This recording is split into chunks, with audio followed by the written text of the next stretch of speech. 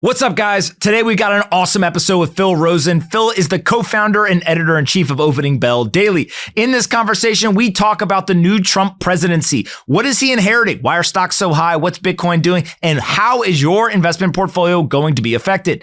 In this conversation, I do my best to unpack what I think is going to happen, which assets I think are going to go up, how I see investors actually positioning themselves to benefit from Trump becoming president. And then we talk about some of the risks, including will inflation come back or not? All of that in this episode with Phil. So sit back, relax, and hear us out. Here's my latest conversation with Phil Rosen. All right, Phil, what's the first topic?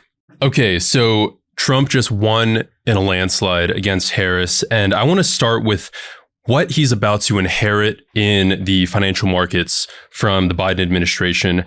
Right now, we have Bitcoin at a record high, the stock market is at a record high, gold is near a record high, and bond prices are crashing. With all of this said, what do you make of the state of markets that Trump's about to walk into? If you go back and you look at the last 50 years, every single president except for one has overseen a stock market that went up during their tenure. And entry price really matters. So if you start with a low price in terms of when you take over as president on the stock market, it's obviously much easier for it to go higher. Now, what I will say is the reason why the stock market is at all-time highs, the reason why Bitcoin is at all-time highs is because people are waiting for, they're anticipating Trump to take office. So people are saying, let the good times roll. Well, I'm not going to wait for the good times to get here and then buy Bitcoin or then buy stocks. I'm going to buy it now when everyone else hasn't yet figured out that the good times are coming. And so I do think that in a weird way, it's kind of like he's a victim of his own success because everyone is predicting that he's going to be good for the stock market, good for Bitcoin, good for financial assets. And so they start to position themselves in anticipation. When he actually takes office, which will be in January, he is probably going to still have record high prices and they're going to be higher than where they are right now. And so that just means he's got to be even better. But that's not unique to him. If you remember when Joe Biden came into office, some of the stock market indexes were at all-time highs as well. And so I don't think that this is necessarily something that is unique or never happened before. It's just if you're going to be good for stock prices, if you're going to be good for financial assets, regardless of where you start, things got to go up into the right over the 4 years that you're president. Yeah, I think that's true. And the Bitcoin jump on election night was one of the craziest moves I'd seen in a long time. It's a lot more fun going up than when it's going down that fast. Of course. Well, it hit 75K right away, I think. And that was pretty unbelievable. They say stairs on the way up, elevator on the way down. Not as fun on the way down, my friend. Well, I think from everyone I'm speaking with now about Bitcoin and stocks, everyone's very optimistic about these next 12 months here. Something that stood out to me is this jump in bond yields we've seen. And I think that's telling us that there are inflation expectations that are sort of creeping up and maybe the Fed will have to cut rates less under a Trump administration. Did you look into this at all? So inflation is this kind of very weird thing because first of all, what is inflation today? Nobody knows. The CPI number is wrong. Trueflation tells you a different number. If you look at money supply growth, that tells you a different number. We don't agree on what the actual inflation rate number is. And so immediately the Fed is put in an impossible situation, which is look at a bunch of different data points that nobody knows whether they're accurate or not and try to make a decision today that's going to affect the future. So I don't envy being in that role. The second thing that I would say is Trump's policies, which are very pro-growth, pro-business, pro-investment, yes, can lead to kind of some inflationary pressures. Now, the beauty is that if you actually deregulate some of these industries, if you actually are pro-technology, those can be deflationary forces. And so it can actually help to balance out. Take artificial intelligence as an example. If we see things like what Klaviyo, which is a publicly traded company who has started to implement a lot of AI in their customer service department, and they say that they have reduced, I believe, their customer service cost by 40%. If you're able to use a technology like artificial intelligence to create that deflationary pressure, now all of a sudden your pro-growth policies actually can get negated out. And so you don't get that high inflation environment. The number one thing that Donald Trump can do to actually create massive inflation is to print money. And so if we have these huge fiscal packages where we're going to go and we're going to spend a lot, that's a big problem. But instead, what do we hear from the campaign so far? And their campaign promises, so it doesn't mean that they're going to go do it, but I interviewed Howard Lutnick. He's talking about we're going to go slash $500 billion off of the annual deficit because Elon Musk is going to come in and run the Department of Government Efficiency. Then they're talking about using the government balance sheet to generate another $1 trillion to $1.5 trillion of revenue. So they can go ahead and cut into that deficit again, maybe even get us into some sort of slight surplus. They're talking about trying to cut actual tax receipts. Well, how do you do that? Well, maybe we need tariffs to actually increase revenue and replace it with what is that tax revenue. As you start thinking about this, it's a machine. It's a lot of complexity. Things are interrelated. So if you take one lever and pull it, you may affect somewhere else. So you got to understand that stuff. But I do think that deflation from technology in particular is going to actually end up allowing for some of these pro-growth policies that can really help to spur economic activity. Regardless of whether inflation is 1.5, 2, 2.5, 3%, what I do know is we are about to experience an economic explosion. Donald Trump, just by walking into the room, everyone starts thinking money's going to fall from the sky. He's done this his entire career. And the people who don't like him don't like to have this conversation because they like to point to, oh, this casino went bankrupt or this happened or whatever. You got a guy who is worth approximately $6 to $7 billion. He has made an immense amount of money for a lot of people over time. But why is it that when he becomes the president, stocks rip? It's because people realize if this guy's in control, if this guy's in power, if this guy's leading the American economy, things are going to go up in terms of asset prices. Doesn't necessarily mean things get better, right? Because if asset prices are going up and the dollar's being devalued, the people without investments, they're actually not getting better, right? Because they're suffering at the hands of that devaluation. But when Donald Trump comes into power, people say, if you hold investments, things are going to get good. And that is before he ever implemented anything. That's the part that I don't think people realize is like, it's kind of like your reputation precedes you. Investors right now are trading on Donald Trump's reputation. And they're saying this guy's sending the stock market higher. Remember back in his first presidency, he was tweeting stock market prices almost on a daily or weekly basis. He was talking about when the Dow hit, 3,000, 4,000, whatever, the S&P, et cetera. He was tweeting at the central bank, telling them to devalue the currency or strengthen the dollar, et cetera. Like this guy thinks of markets. And one of the critiques of him was he equates the strength of the stock market as the strength of the economy. The stock market is not necessarily the economy, but it is a piece of the economy. And so you get into this and you say, okay, if everyone's going to trade on his reputation, he got to deliver. Right? Because if he doesn't deliver, people are going to be net long. They're going to be out there ready to take risk. And if he doesn't deliver, a lot of people are going to lose a lot of money. And therefore, your reputation takes a hit, right? And people stop believing that you're the pro-business, pro-investment guy. And it kind of unravels from there. I don't think that'll happen, but it is a risk. So one criticism I've seen Obama speak about was he gave Trump this great economy, this great market, all that stuff. And I think we will hear critics say that this time around because Trump is walking into strong GDP growth. Everything's going up right now and the job market is solid-ish. I wouldn't say it's deteriorated, but it's solid-ish. And the Fed has already started cutting rates. To those people who would say, well, Trump's got an easy path forward because everything's good, what would you say? Well, right when you think that it's going to be easy and good times, are inevitable, obviously that's when you have the risk of a downturn. Now, the nice thing is, as an investor who is not worried about 30 years from now, but simply saying under Donald Trump, what's going to happen? Donald Trump is not going to have another 4 years as president after he sits through this term. So we know that Donald Trump's political career ends 4 years from now. That means he is incentivized, whether it's good or bad, to devalue the currency, suppress interest rates, pump asset prices, and walk out the door in 4 years with all-time high stock prices, create tons of wealth on paper for investors, and say to everyone, look what I did, regardless of what the long-term impact is. Now, that's not unique to Donald Trump because every politician pretty much thinks that way. It's just, hey, what's my time? How do I walk out the door with a good legacy? But I do think that as an investor, do not underestimate the fact that Trump knows this is his last term. And so he's likely to do things that are going to lead or increase the odds of higher asset prices when he leaves. Wow, that's a very good point that I have not thought about. This the 4-year deadline Trump's operating under. I mean, he's got 4 years as president. He's also 77, 78 years old. So, I mean, the guy's got energy for days. So maybe he's got 90, 95, 100. Imagine a world where Donald Trump lives to 110 or something. I don't know. But he's not 25. He's not 40. And so I just think that there is this kind of natural human incentive system that takes over, where if you're in your late 70s, if you know you only have 4 years, if you've run your entire campaign on, I am going to bring back the American economy, I'm going to make it affordable, I'm going to bring down inflation, I'm going to create homes that you can now get access to, I'm going to shut the border, I'm going to do all these things. Dude, you go all out, right? It's like the last hurrah. And so I think that's where people say, okay, well, if you do that, then is inflation going to be a problem?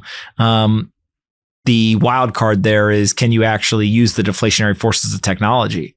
Think of SpaceX and how deflationary it is for cost.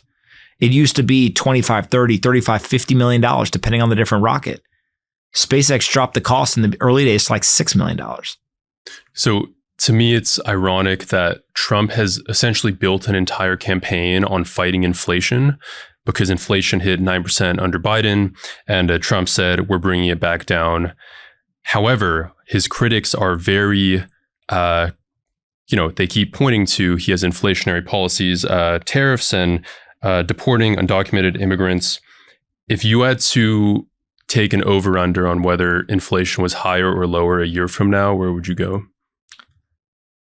Well, inflation is already elevated. And so if you use, CPI or core, core is at 3.3%, CPI is at 2.4%. And so it's already elevated. So if it just comes back down to kind of their targets, then it would be lower. What I do think is an important detail is when Trump left office, or even go pre-pandemic, he had been in office for 3 years, and he had a great economic policy in terms of stocks were going up, everything was strong. He's tweeting about it every day.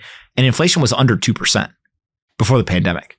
And so, it's kind of like, hey, look, like we've seen this play before. We know what he did. Now, does that mean he's going to do it again? No. But to a lot of the critics, my first response would be, you actually don't understand how inflation works. Because those same critics are usually the people who are saying inflation was transitory. They were telling us, don't worry, we're printing trillions of dollars, but like inflation's not coming. Right? They're the ones who were telling us like, it'll be okay. It's just the prices will go up and they'll come back down. The prices didn't come back down. Inflation didn't come back down. And actually, the US dollar lost 25% of its purchasing power in 5 years. And so the critics might not understand how inflation works. And if Donald Trump already did this for 3 years before the pandemic and he didn't have high inflation, but he was still able to get economic growth, I wouldn't be so convinced that it means we absolutely are going to get higher inflation. And then if we do have higher inflation, who's to blame? Is it Trump or is it the Fed? The Fed just did a 50 basis point cut. They could be doing more throughout the end of the year. Who ends up being to blame? It's impossible to point one or the other. And so it's more about the machine than anything. But my guess is that we do not see the high inflation that people are worried about in the next 12 months. We just saw a few years of, I would say, Republicans trying to blame Biden for inflation and then Democrats blaming the Fed. And I bet that will flip if we see high inflation again. Of course, 100%. And, one of the interesting things is life is all about paradoxes. And so the Inflation Reduction Act was really the Inflation Creation Act, right? And you kind of go through all these examples. But the truth is, like, who created inflation? The Fed and the politicians. And so politics in general is very partisan. Are you red or are you blue, right? No, actually, the 9% inflation was red and blue. Like, it was both sides. They were both voting for the spending bills. They were both, advocating for lower interest rates, et cetera. And so you get this explosion. But of course, if you're running a campaign, draw the line in the sand, you versus me, you're bad, I'm good. People vote for me. And the American people, when they delivered a resounding verdict last night. So something interesting about this landslide election was how critical the betting markets were. Kalshi and Polymarket, they were essentially calling the vote state by state way ahead of traditional media. What did you make of that, that sort of new piece of the puzzle to this election? Free market capitalism wins again, right? Polls are bullshit. Just call it what it is. Everyone's like, all the polls, like, dude, these people are literally just asking a bunch of people their opinions and then coming up with some cockamamie proprietary model. And then they're like, look at how smart I am. Ann Seltzer, career's over, done. She's the woman in Iowa who's, the Des Moines registrar or whatever. She's supposed to be this great pollster. Everyone was like, oh, she has Harris at plus 3 percentage points. Look at this. Oh, don't worry about the big red sweep, all this nonsense, whatever. The Emerson poll, the same people in the same area polling were at plus 10 Trump. So you have a 13-point spread. It ended up being like a 17 or 18 point spread because Seltzer was plus 3 and Trump ended up winning it by 14 or 15 points. So you're wrong. And so what ends up happening is people will always do this. They'll say, that one time you were right and everyone else was wrong. You're a genius. What do you think this time? Same thing in investing.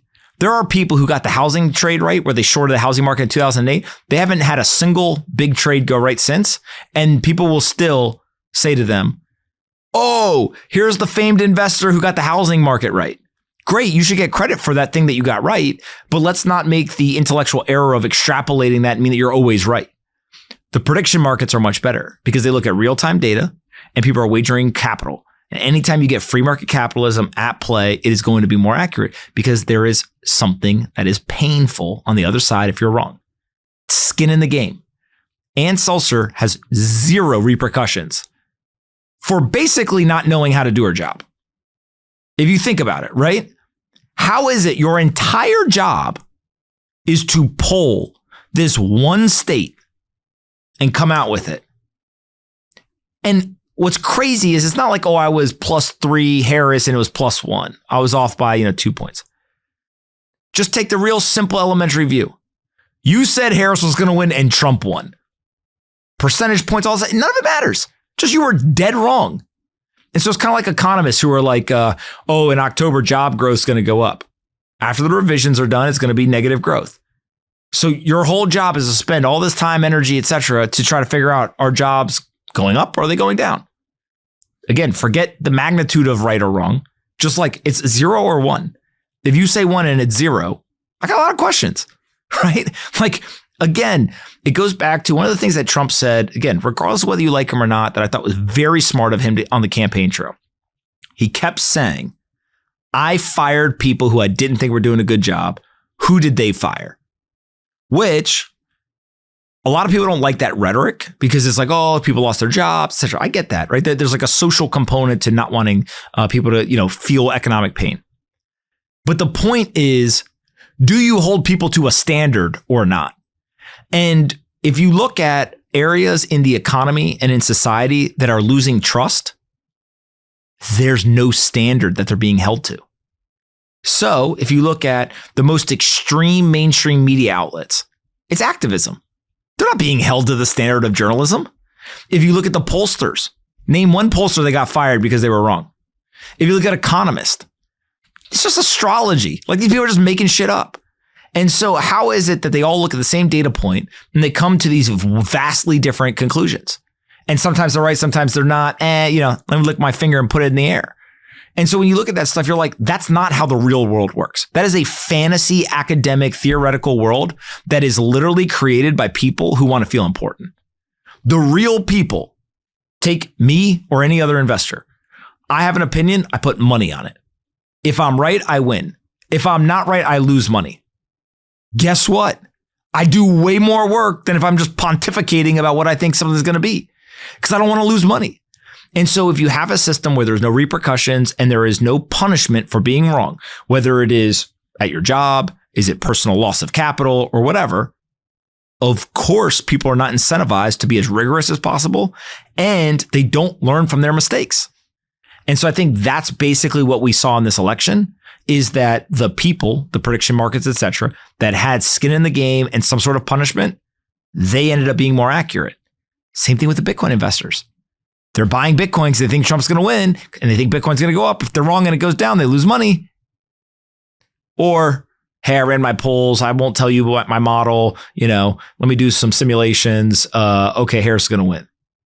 It's crazy. So I think someone who got a lot of heat on election night and the day after is this guy, Nate Silver, who he's pretty famous as a pollster or a reporter, whatever you call him, for this model that he has. And he said right before the election, we ran 80,000 simulations. Harris won like 50.1% of the time or something.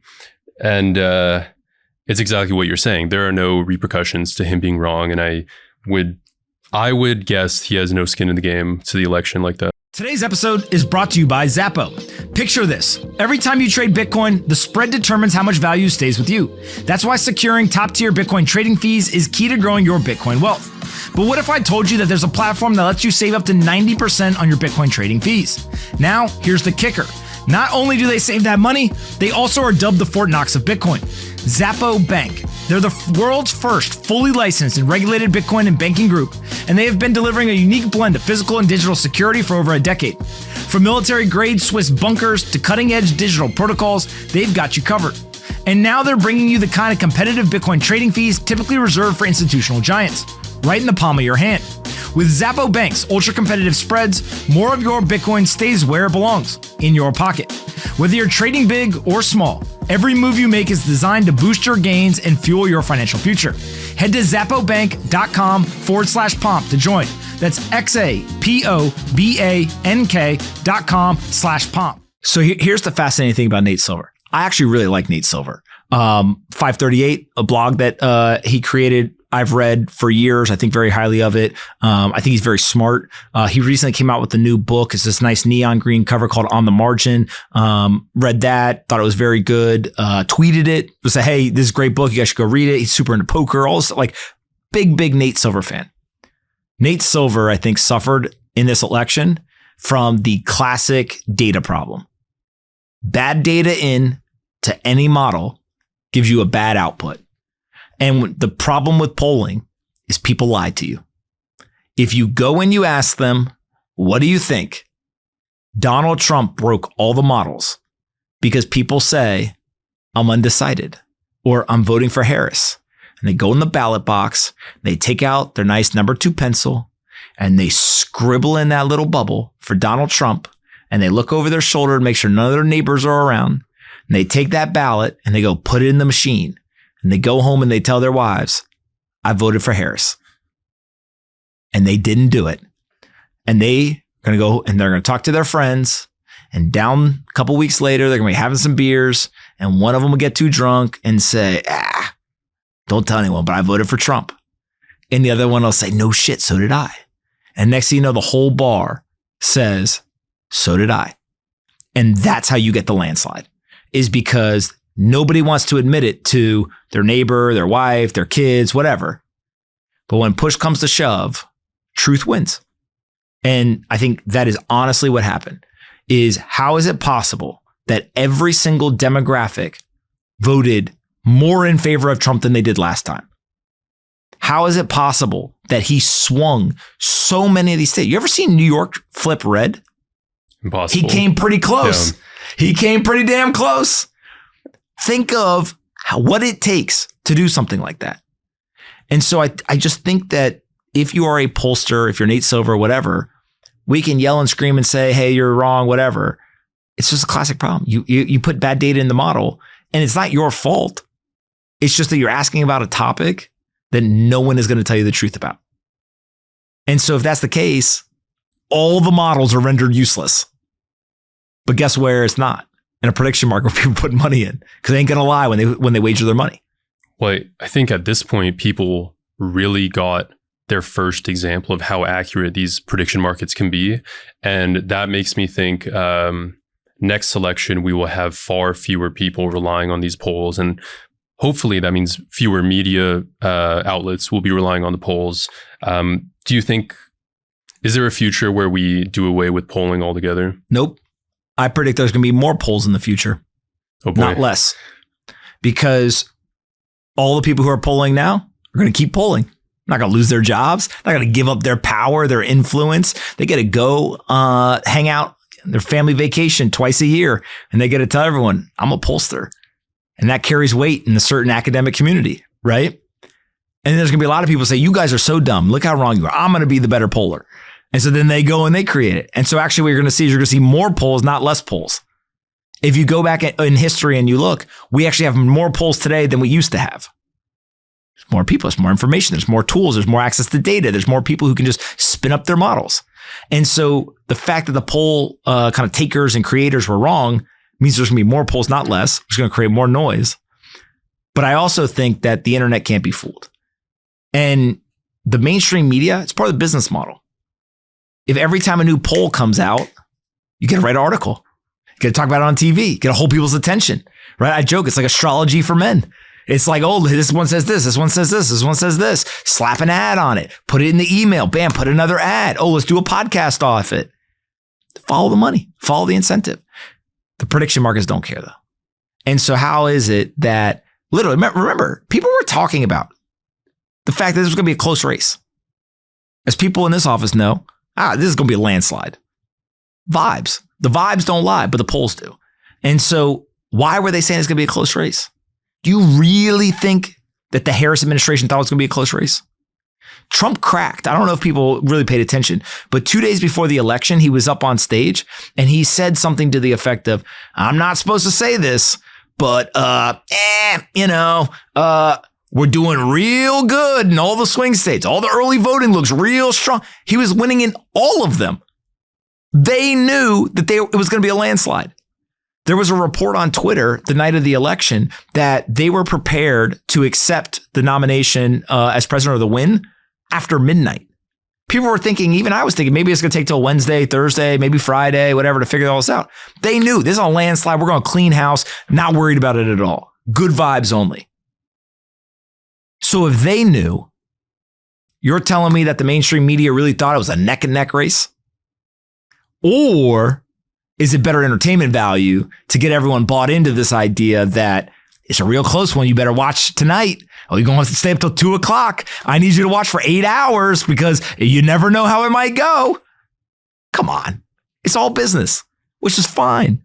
Because guess what? I watched until, 12:30. It was super entertaining. They had the guy, Bill Hemmer, on Fox. He was fucking hitting all the buttons, right? They had the guy on CNN. He was hitting all the buttons. They had the graphic. It was cool.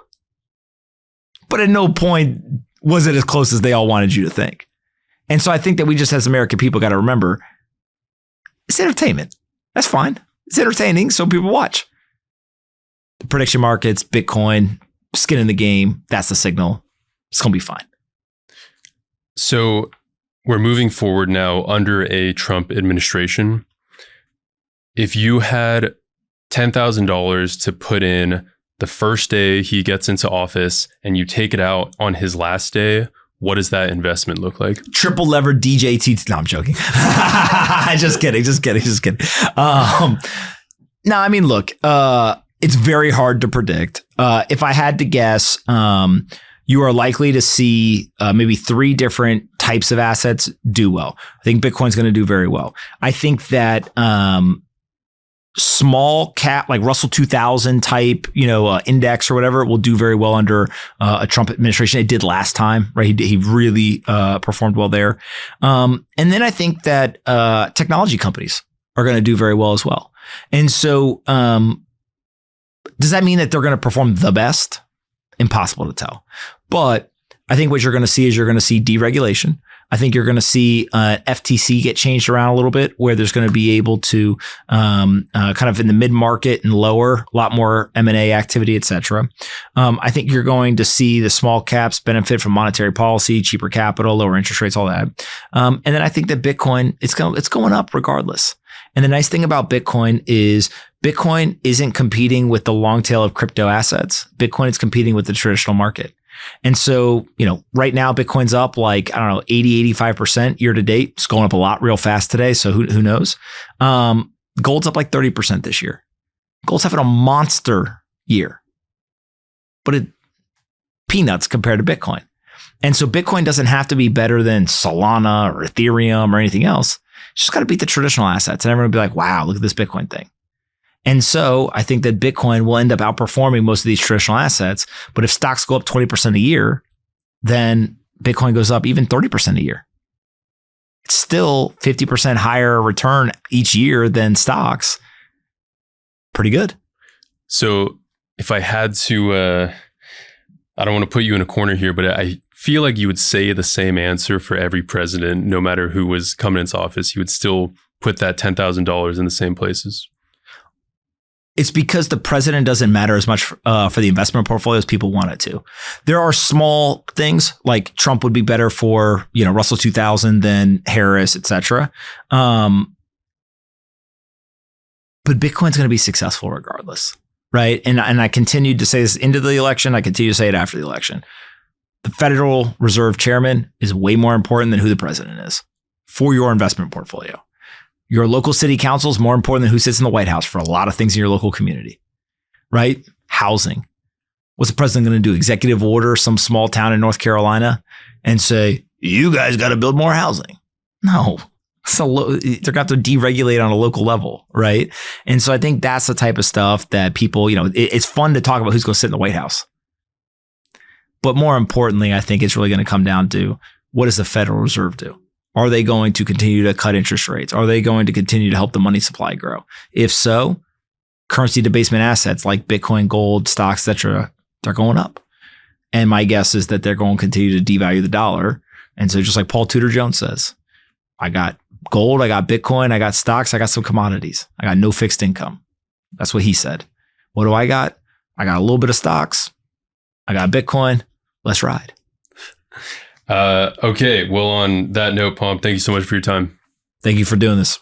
What's up, guys? I hope you're enjoying this episode, but I got a quick message for you. I just released my very first book. It's called How to Live an Extraordinary Life. In this book, there are 65 life lessons that I've picked up over the years. These lessons will teach you about money, investing, relationships, work, health, happiness, and much more. In this book, I wrote letters to each one of my children, and I tried to share those life lessons with them. If you pick up this book, there's 3 things that I can promise you. The first is that it is very concise. The audiobook is only 3 hours. You can listen to it on a long drive or on a rainy afternoon. The second thing is that you're going to learn something. It's worth the price of admission just for the lessons themselves. And then the third thing is it will make you think more deeply about your life and how you try to live it. So go pick up How to Live an Extraordinary Life today. It's a quick read. It's very impactful. It's very concise, and it would mean the world to me for the support. Go check it out today on Amazon, Barnes & Noble, or wherever you buy your books. Hardcover, audiobook, it all works. Thank you so much for the support, and I'd love to hear what you think about the new book.